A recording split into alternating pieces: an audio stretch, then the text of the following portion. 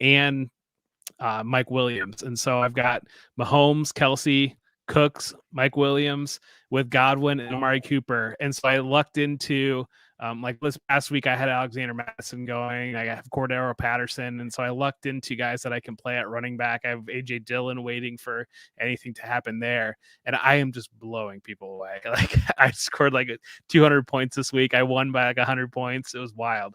That's the thing about the zero RB builds. It's like if you nail all the early stuff, especially I almost feel like if you're going to go that route, you need one of these elite quarterbacks and you need to hit Kelsey. Like if you're not going to hit Kelsey, like you cannot build that mold. I just feel like it because you don't get the advantage.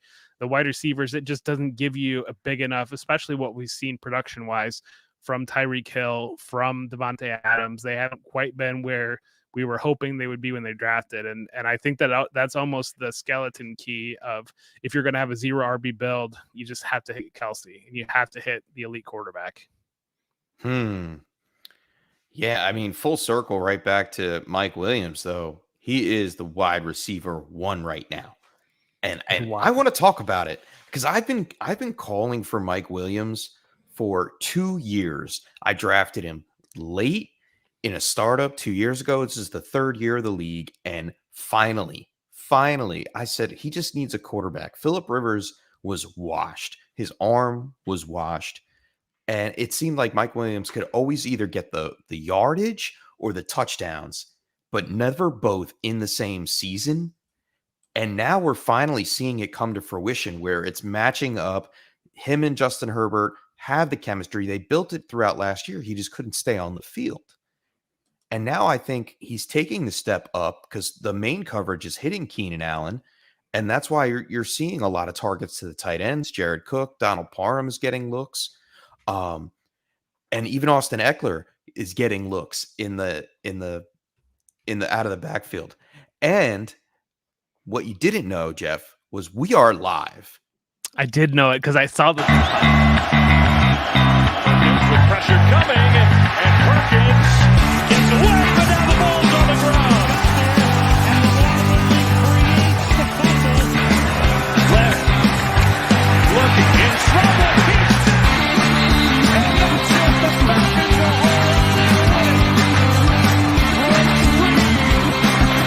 That's the key. There we go. Game on the line. A stumble. And from behind, he's taken down. And for the second straight year, the game ends on a sack.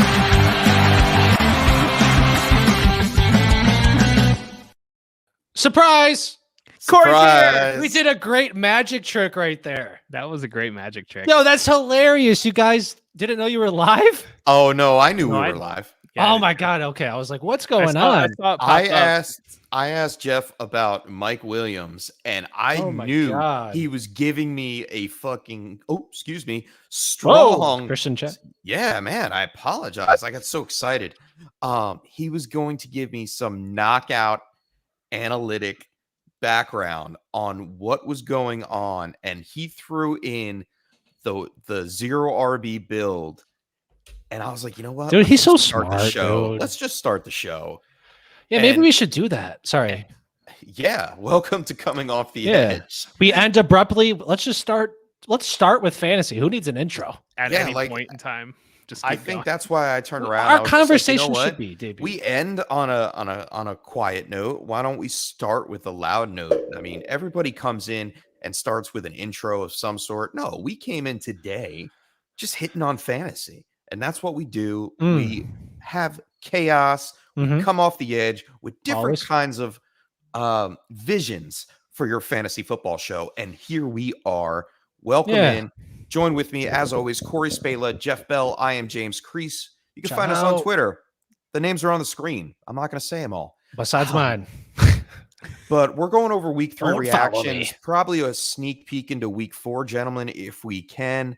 We got started late. We gotta go. Yeah, Jeff, what was your big injuries week 3 reaction from any of your favorite fantasy players? Just continuing production. You know, we talked about Mike Williams. You talked about Brandon Cooks.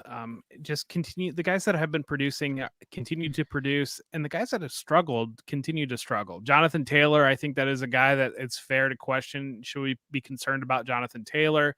You know, Saquon Barkley was in a smash spot, and he kind of saved his day with a touchdown, but he really didn't give you what you wanted to see.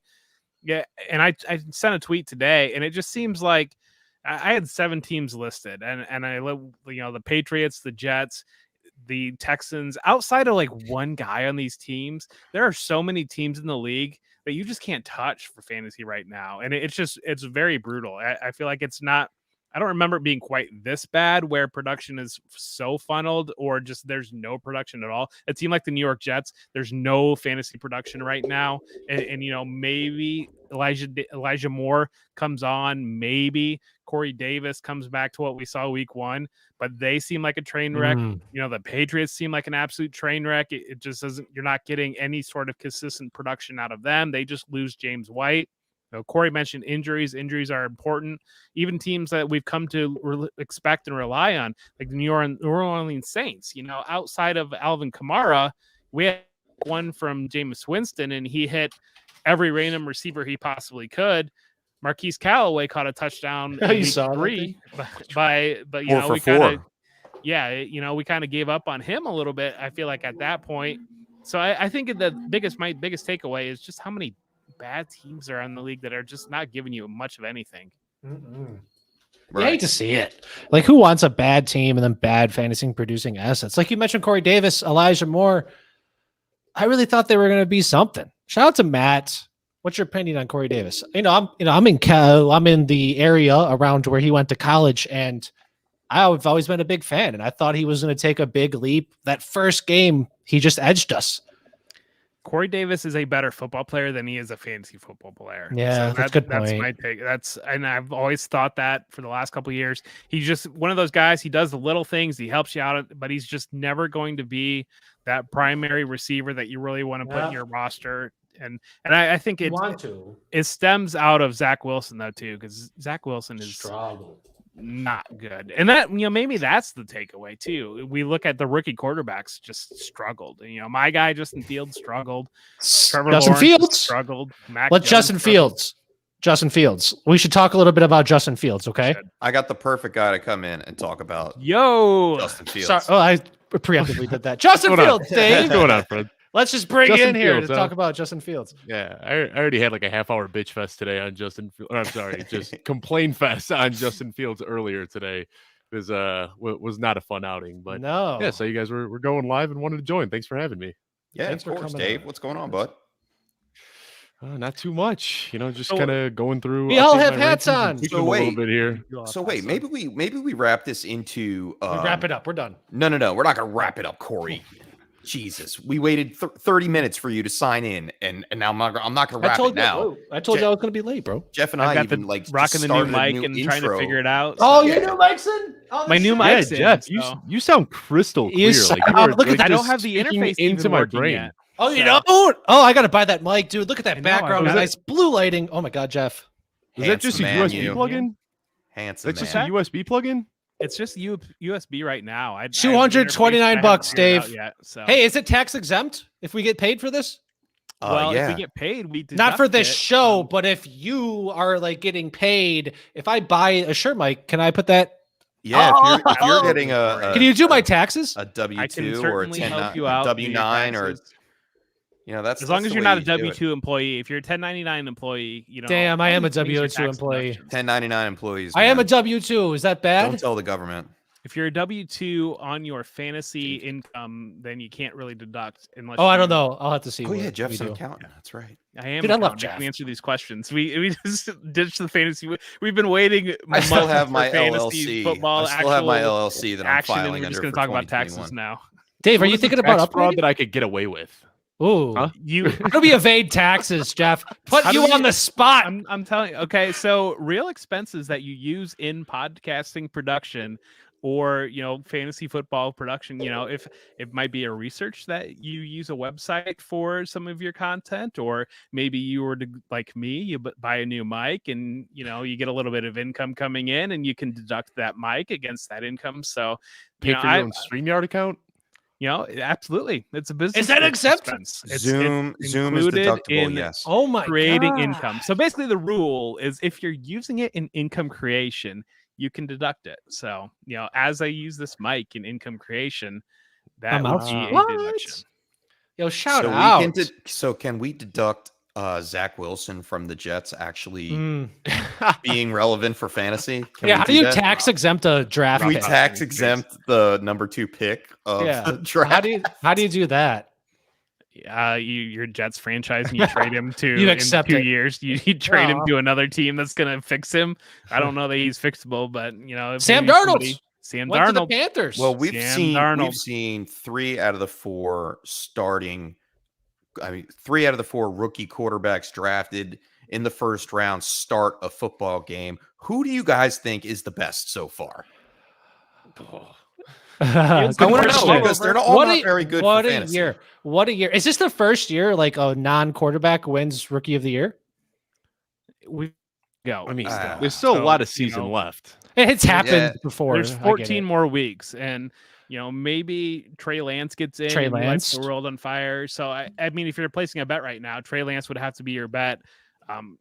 We don't want to dig up any bad memories for Dave, but at the same time, Matt Nagy did not give Justin Fields an opportunity. Did not scheme at all. So I will say, I saw a report come out today that they said that they have a package of plays for Justin Fields, but they didn't go with it last week, which is just even more confusing to me. And they said that they'll have the Justin Fields playbook ready for next week against Detroit. What I just don't understand is, like, you had an entire offseason to put that together. You knew he was going to be the starter for the entire week. Why are you rolling out this vanilla? Not even rolling out. The Andy Dalton dialogue. Yeah, the dictionary of quarterback. So bad. Yeah, it's terrible. So I'm hoping that this week, now knowing that Justin Fields will be there, they said that they have a playbook tailored for him. So hopefully we see some rollouts. We see them moving the pocket, and we see him throwing on the run. So I'm not completely giving up hope on Justin Fields. I think that the problem last week had so much more to do with the play calling and the scheme than it had to do with his talents. So like every other Bears fan, you are blaming Matt Nagy. Very, very. Well, the proof's in the pudding. Why wouldn't you, though? I've got to say, I have 100% the right way to go. I'm not knocking you on it. Oh, okay. We did the NFC North preview together not too long ago, James, and I remember talking to you about this, and I said, I'm one of the few Matt Nagy apologists that was still out there. Up until this Sunday, I was somebody who constantly was, pointing out that he had a winning record despite Mitch Trubisky, and that he's made the playoffs 2 of the last 3 years. So I always thought that Nagy was kind of a good coach, and I still don't think that he's a terrible coach.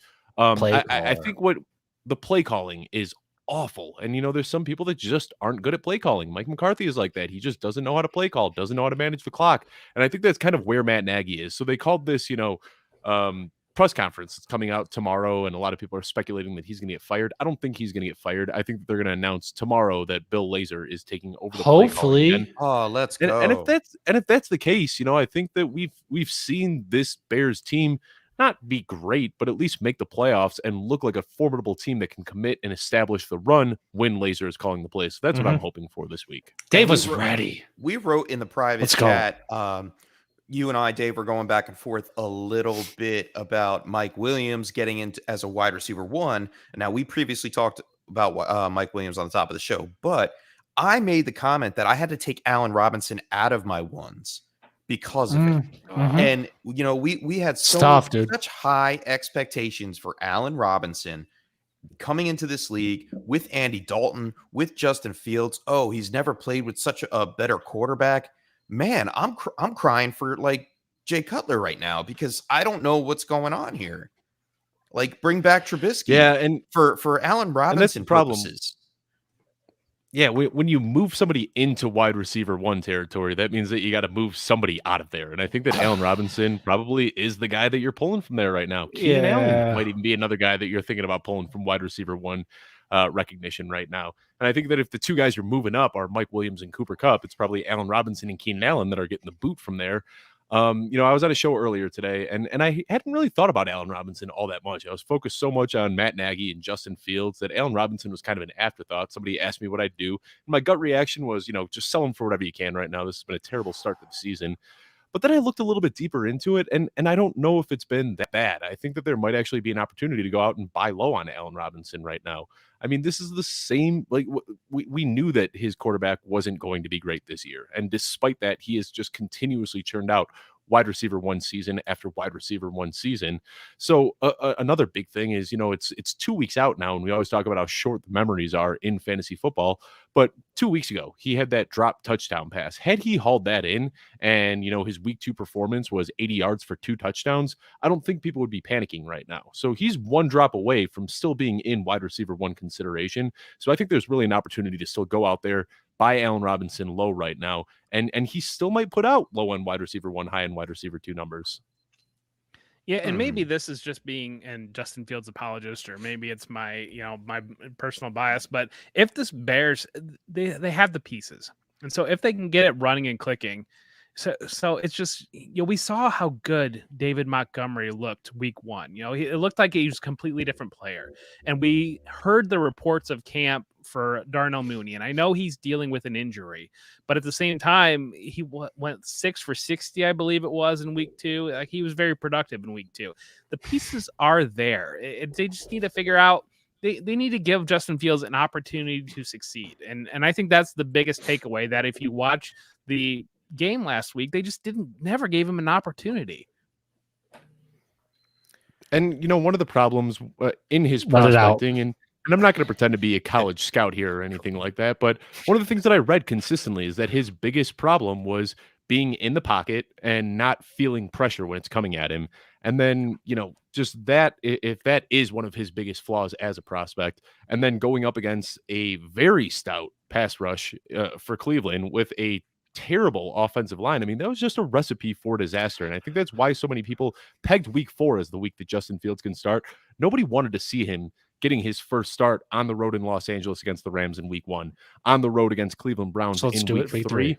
And yeah, their hand was kind of forced that way because of Dalton injury, but I think the writing was on the wall even before the season started that nobody wanted to see Justin Fields get his first start there. So now, with a much warmer opponent at home, playing in Soldier Field against the Detroit Lions, hopefully he can have a much better showing that kind of turns his confidence around this week. Gotta love it. Giving it one more week. Love it. Giving it one more week. Oh, come on. We're not. Dude, Soldier Field. You're not throwing him out, and that's the other thing too. We're giving him 3 or 4 years. Yeah, but we're at week 3, week 4 for Trevor Lawrence, for Mac Jones, for Zach Wilson. We're week 1 for Justin Fields. So I think that there's a little bit of perspective that is deserved there. He didn't turn the ball over. I mean, he got sacked. I mean, I'll still put him over Zach Wilson. Where were the RPOs? Like those type of things that we know he can do. And come on, figure it out. Come on, Trey Lance, get on the field, will you? Can we just see Trey Lance? That would be nice. I would like to see Trey Lance. I would love to see Trey Lance in a full game. Like Jimmy G. No, he hasn't. He's been a game manager, and that's what they want him to do. He gave A-Rod 30 seconds, and that was too much.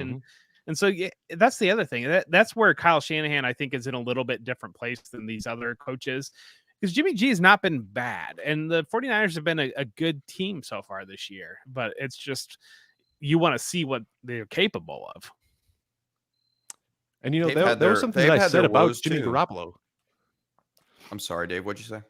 No, I was just saying that about Jimmy Garoppolo from the get-go. Everybody was so excited for Trey Lance to take over. And when you look at Jimmy Garoppolo's career in San Francisco, obviously injuries have really held him back. But when he plays, this is a team that just wins. And Jimmy Garoppolo, he might not be eye-popping. He might not be the sexiest he's eye-popping, bro. Playing quarterback. He's a good-looking fella, but I mean, I wish I had that permanent tan, man. Continue.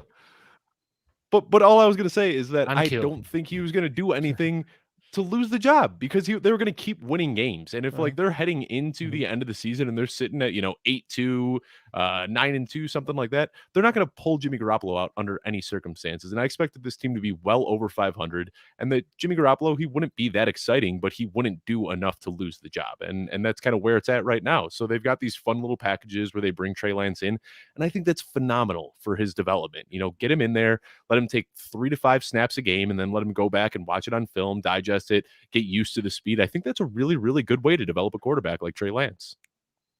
They did a little bit with Justin Fields, right? For the first week, yeah. Shut up, Matt Nagy. When they used the Justin Fields plays, when he was the backup quarterback, they gave him a Russian touchdown, and then when he's the starting quarterback, they decide not to use. Yeah, they flip it. It's so stupid. Sorry to bring it back. All right, moving on. We can't bring it back to Justin Fields. All right, fire Matt Nagy. Any other reactions for week 3? Shout out Hunter Renfrow. Shout out Hunter Renfrow, greater than Laviska Shenault. Yeah, dude. Shout out Hunter Renfrow, dude. He's been balling. 5 catches a game, 57 yards, no less. Shout out. Yeah, he's. Anyone else? Dawson Knox doing better than Gabriel Davis? Well, yes, Dawson Knox is doing better than Gabriel You're welcome. Davis. There's a layup for you. I set that up for you here. That's right. I called it. I said, hey, you know what? Maybe Gabriel Davis's role in this Bills offense, and the other thing that's exciting for me personally, being a Bills fan, we finally saw the again, and I think that there is maybe 2 takeaways from that game. We saw the Bills offense that we had been expecting to see. We saw the Josh Allen that we've been expecting to see. You got to have questions about this Washington defense. So coming into the year, this was a squad that we were worried about going up against. Even week 2, sitting Saquon paid off for you, but he broke off the 40-yard run. We saw a great game from Daniel Jones week 2 against this Washington defense. The expectation was this would be a top 5 unit, and boy, they don't look it at all. And not anymore. So, nope. No. And so that's a quick pivot, I think. There's got to be real questions about the back 7 in that defense, that defensive line's capable enough, but if they're getting shredded over the top, it doesn't matter. And then what about I like Denver. Denver coming out of 3-0. nowhere. I'll throw that in as my week 3 wow. It was the Jets. Let's not get ahead of ourselves here, but they are 3-0 in the AFC, which we haven't seen. Somebody pointed out their opponents are also 0-9. So I'm not trying to discredit it at all, but so far against the 3 opponents they've had, they've failed to scrape together one single win. Okay, but that could put them at least in the middle in the running, for a playoff spot with the 7 playoff spots in each conference. I think that Denver right now looks like the most complete team. Their defense is stout, even with losing Bradley Chubb. Again, their receivers, they're even without Jerry Jeudy, Tim Patrick stepping up. I'm interested to see what's going to happen now that Hamler is out. Alberto, I guess Deshaun Hamilton.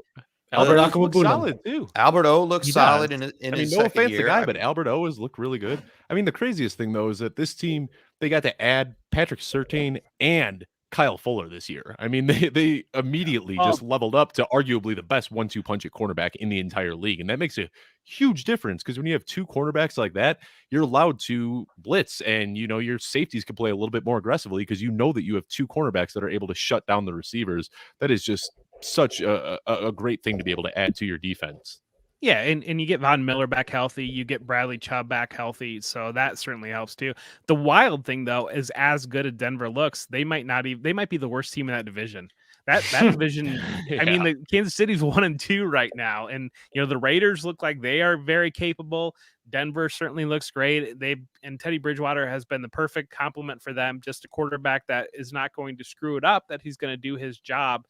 So that's been big for them. But yeah, Chargers look really good too. And so while we're excited about Denver, and certainly there's reasons why you mentioned the opponents being 0-9, and you look at the rest of that division, they could still finish in last place.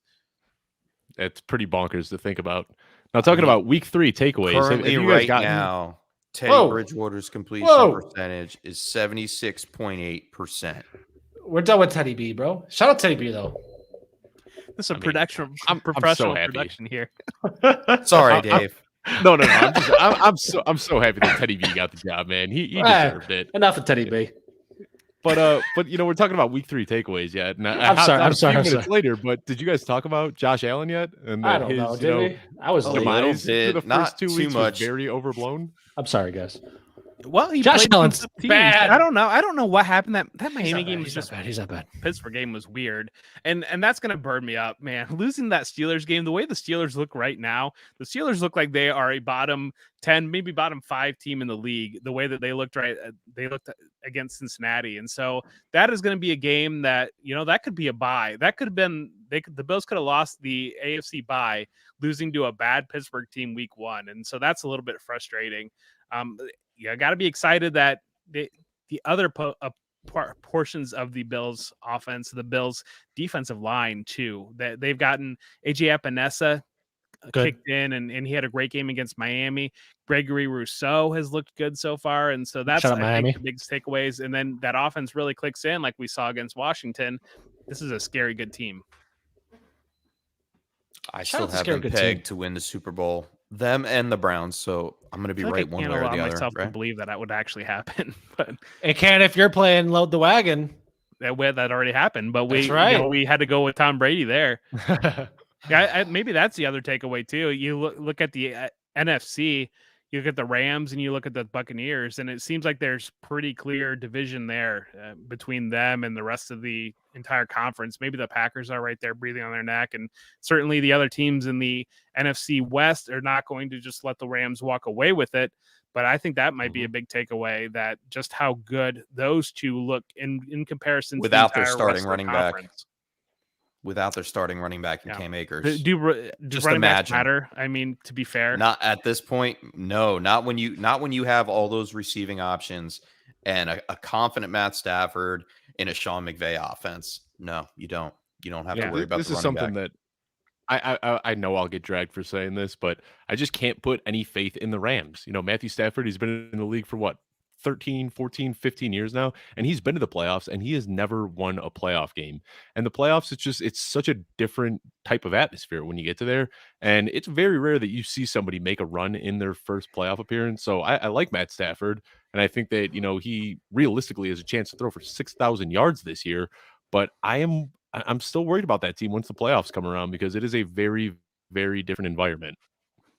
But by the same token, that defense is so good, and you look at their run last year in the playoffs, and it feels like if they had a quarterback that was capable of throwing with his right hand versus his left hand, they might have won the Super Bowl last year. And so the upgrade that Matthew Stafford provides, it's almost that you don't need him to be Matthew Stafford to win the Super Bowl with this team. And that's the biggest question mark about, is he able to take those steps back? And we haven't seen him get in that situation where we don't want him turning the ball over. We don't want him doing those things that Matthew Stafford has been known to do, where he'll loves to drop the arm angle. He loves to get a little bit creative and loves to force some balls. And so if he can take that off, that'll be the big question.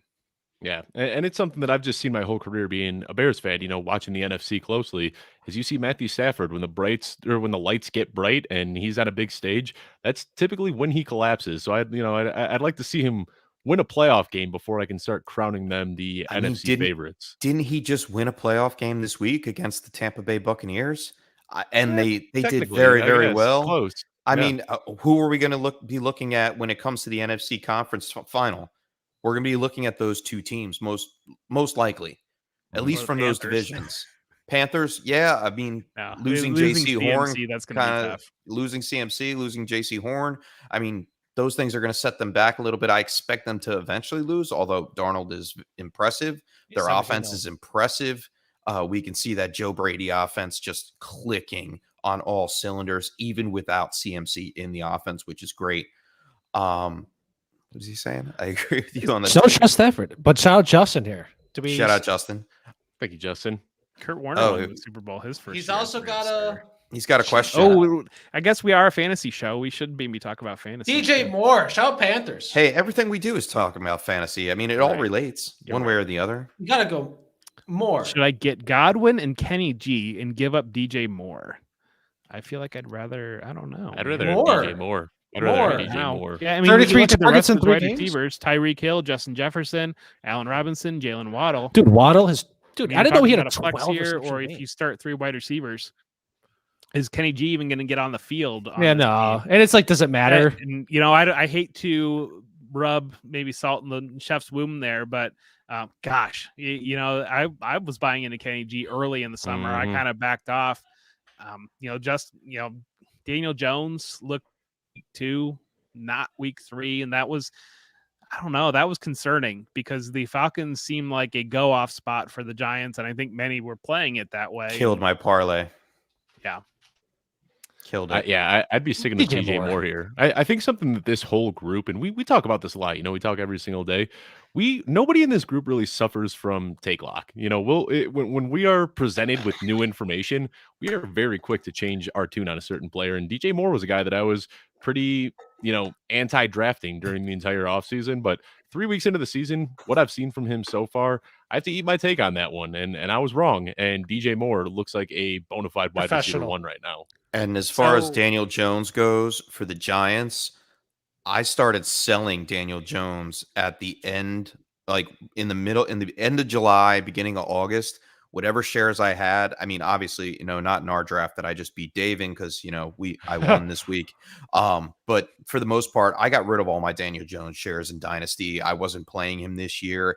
I wasn't convinced with the Kenny Golladay matchup. I wanted to see how he was going to come back first before I planted my flag in it. Yes, Daniel Jones had that one good game against Washington, who now we see is not really a top 5 defense like we expected them to be. So it kind of cools down the wow factor of that victory or that loss, rather. Victory for fantasy, I guess you can say. And with Saquon Barkley coming back in the mix, man, you could see Daniel Jones, if he's not going to be accurate and hit his wide receivers where they need to be hit for them to catch the ball, it's going to be the Saquon show out of New York.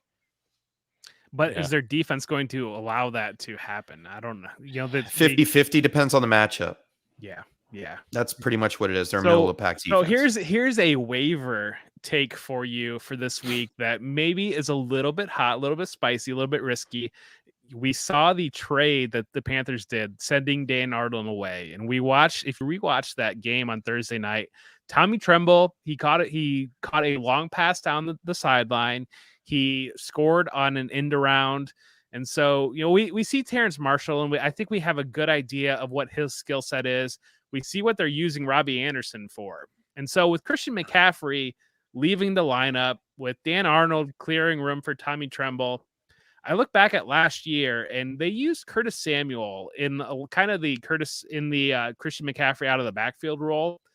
Part of me wonders if they might use Tommy Tremble in that type of role, where, you know, using him on kind of the way that they used Curtis Samuel on some short action like that, some creative actions, and kind of use those packages, have the outside receivers, Terrence Marshall and Robbie Anderson, stretching the field, DJ Moore certainly operating underneath, but maybe using Tommy Tremble on some of those things that they would rely on Curtis Samuel last year or Christian McCaffrey when he's healthy. And that seems like maybe a bit of it's not even a sneaky waiver. Everybody's kind of all over that. But I almost wonder if the ceiling is higher than what people are thinking it is, because this is a guy that the Panthers have loved him. And if you read all it, you know, I know Ian Rappaport had a comment that he was basically their Jeremy Chin this year, that they just loved him in camp. And so clearing room out for him, opening up those targets from Christian McCaffrey out of the backfield. I see everybody, now Robbie Anderson's going to click in. It's Terrence Marshall's time to finally step up. I wonder if Tommy Tremble might be a little bit more useful in the wasteland that is fantasy tight end than maybe even we are considering.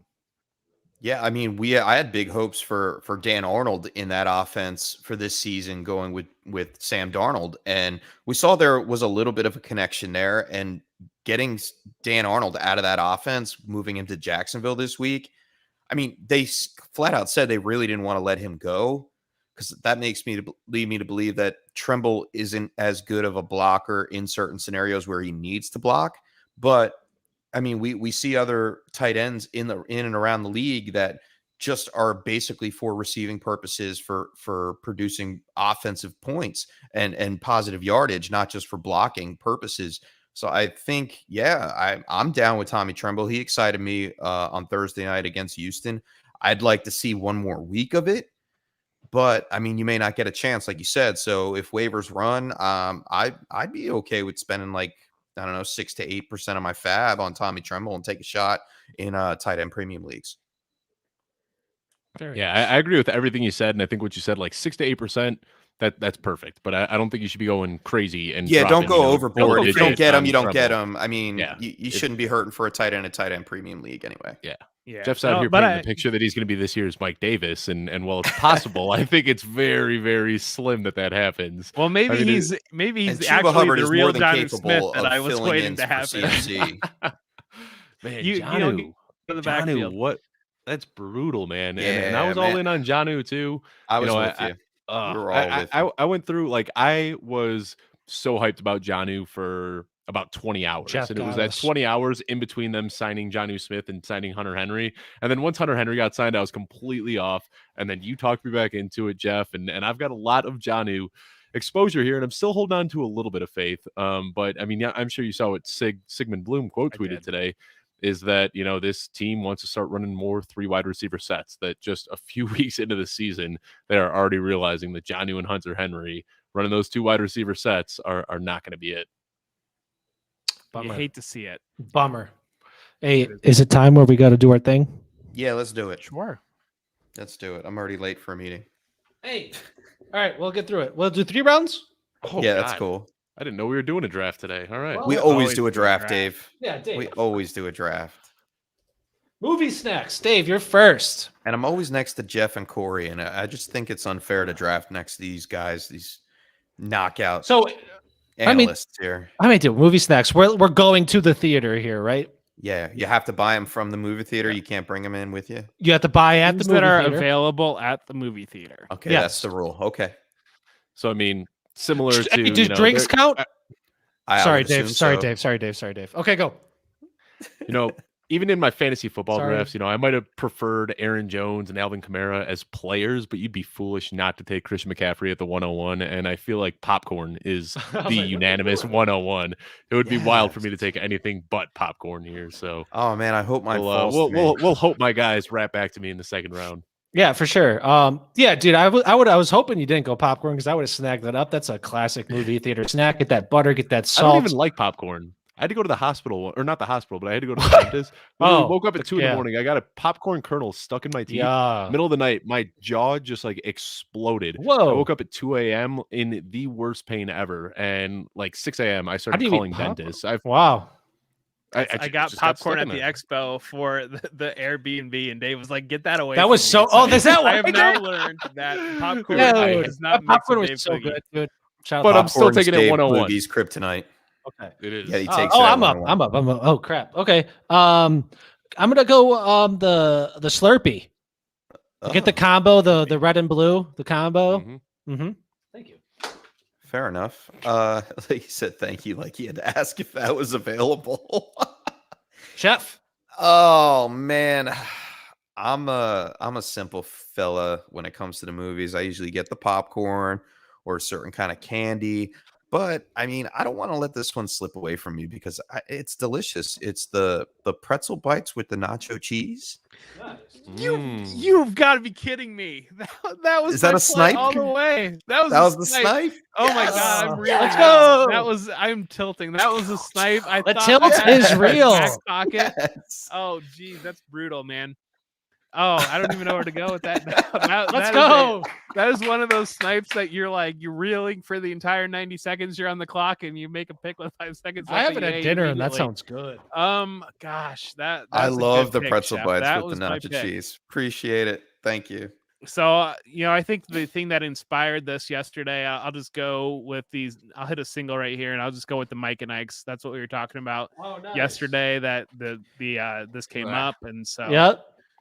All right. And so that might be the worst candy ever invented. Oh my god. Mike and Ike's Mike and Ike is terrible. Oh no. Absolutely terrible.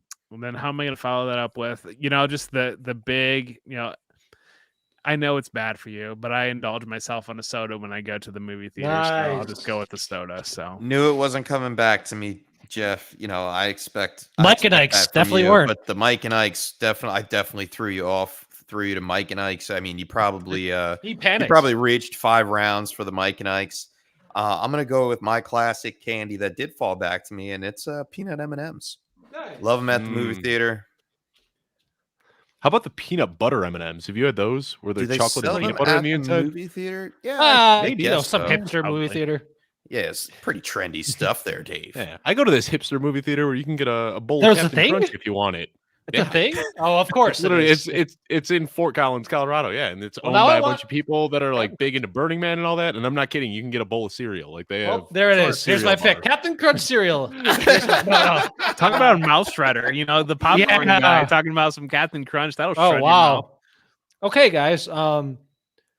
Since we got this possibility to get Captain Crunch, I'm gonna go with a beer. Yeah. Okay. I've seen movie theaters that serve beer. I got one right here for me, and I will always get a drink. Is it okay if I just put beer on tap, like whatever local? What talking about. They have like a local IPA or something. Some hipster shit. Yep. I have no idea where I'm going next. I know me either. Dave, back to back here. So both of these are probably kind of unpopular, but they're like my 2 favorite candies, and they came back to me. Raisinets, which I realize a lot of people think are gross, but I love Raisinets, and then Dots. I don't know what it is about Dots. I've loved them since I was a little kid. Pretzels? You're roasting Mike and Ike's and you're throwing out Dots? All right, we're in the 3rd round here. You took Mike and Ike's in the 1st. I do like Dots. Yeah, I've liked them since I was a little kid. Like every single year. Well, yeah, at least once a year, I go out and I buy a huge box of Dots, and then I just eat them all in one sitting. I don't know what it is about Dots. I love them. Hey, don't judge, So, fair enough. I judge pretty hard on the Mike and Ike, so it's coming back. True. I feel like Mike and Ike's are like evolved Dots, though. I don't know. Yeah, but they're like licorice. I think that's the problem. I don't like. They're the same candy in a different shape, with a harder shell. On Mike and Ike's. Dots are softer. Yeah, the Mike and Ike's. If you let Dots stay out for like 3 weeks, they become Mike and Ike's.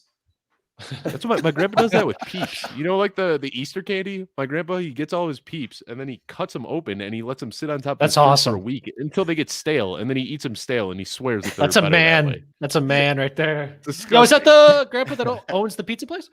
It is. Yeah. Nice. Yeah, he likes his Peep stale and his pizza fresh. Dude, his pizza. All right, shout out.